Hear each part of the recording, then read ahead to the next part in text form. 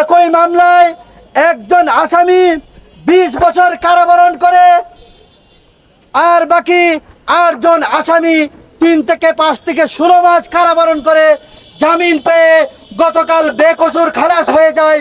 ওই মামলার 9 নম্বর আসামি কিভাবে মৃত্যুদণ্ড প্রাপ্ত হয়?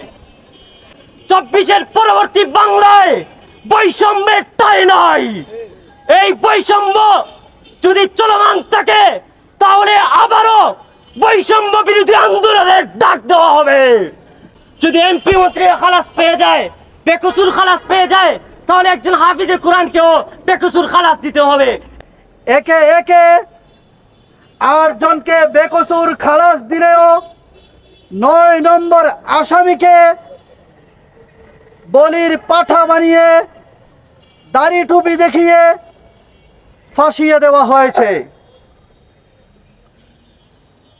আমরা ছাত্র জমিয়তের পক্ষ থেকে বর্তমান ক্ষমতাসীন সরকারকে সুস্পষ্টভাবে জানিয়ে দিতে চাই, 5ই আগস্ট 24 পরবর্তী এই বাংলাদেশের জনগণ এরকম উদ্দেশ্য প্রণোদিত মিথ্যা বানোয়াট রায় আর কখনো মেনে নিবে না।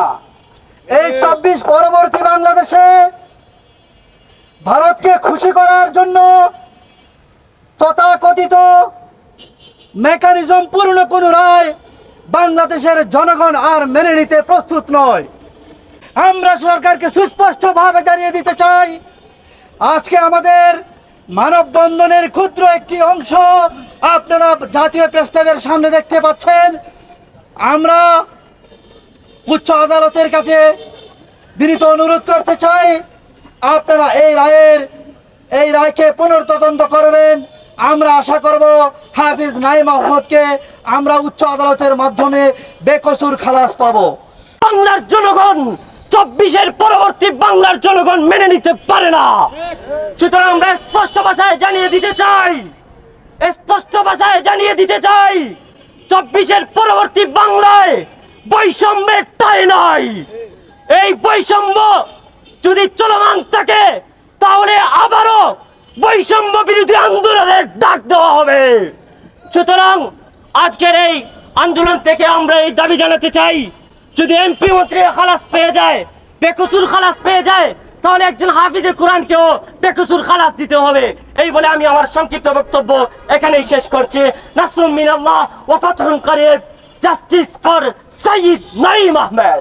এর প্রতিবাদে মানববন্ধনের উপস্থিত ছাত্র জমিয়ত ঢাকা মহানগর দক্ষিণ দায়িত্বশীল ও সিনিয়র নেতৃবৃন্দ, উপস্থিত আছেন সাংবাদিক বন্ধুগণ। আপনারা ইতিমধ্যে অবগত আছেন,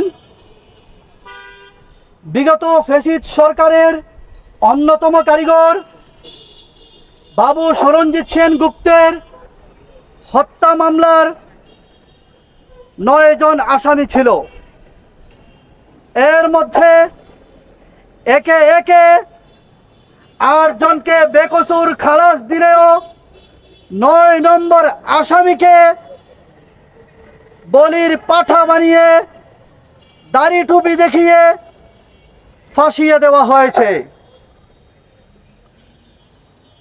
আমরা ছাত্র জমিয়তের পক্ষ থেকে বর্তমান ক্ষমতাসীন সরকারকে সুস্পষ্টভাবে জানিয়ে দিতে চাই, 5ই আগস্ট 24 পরবর্তী এই বাংলাদেশের জনগণ এরকম উদ্দেশ্য প্রণোদিত মিথ্যা বানোয়াট রায় আর কখনো মেনে নিবে না। এই 24 পরবর্তী বাংলাদেশে ভারতকে খুশি করার জন্য তথাকথিত মেকানিজম পূর্ণ কোনো রায় বাংলাদেশের জনগণ আর মেনে নিতে প্রস্তুত নয়। আমরা বিশ্বাস করতে চাই, বাংলাদেশ সরকারের বিচার বিভাগে এখনো ফ্যাসিজমের একটি অংশ রয়েছে। সরকারকে বিব্রত করার জন্য এজন্য উদ্দেশ্য প্রণোদিতভাবে সরকারকে বিব্রত বোধ করার জন্য এই উদ্দেশ্য প্রণোদিত রায় দেওয়া হয়েছে।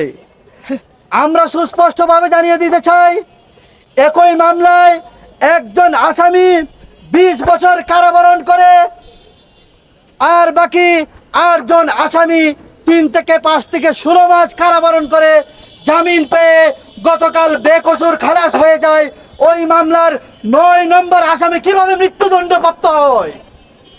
আমরা সরকারকে সুস্পষ্টভাবে জানিয়ে দিতে চাই, আজকে আমাদের মানববন্ধনের ক্ষুদ্র একটি অংশ আপনারা জাতীয় প্রেস ক্লাবের সামনে দেখতে পাচ্ছেন।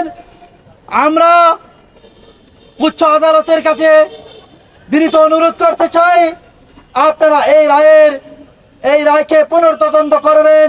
আমরা আশা করব হাফিজ নাঈম আহমদকে আমরা উচ্চ আদালতের মাধ্যমে বেকসুর খালাস পাব।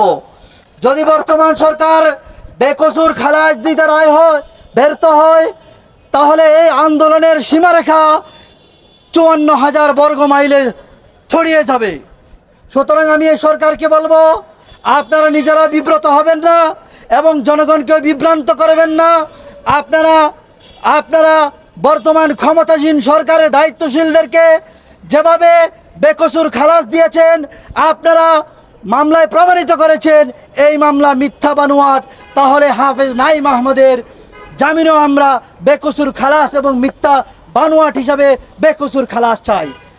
সর্বশেষে ঢাকা মহানগর দক্ষিণের সব নেতৃবৃন্দ এবং সাংবাদিক বন্ধুদেরকে ধন্যবাদ জানিয়ে আমি আমার বক্তব্য শেষ করছি। আসসালামু আলাইকুম।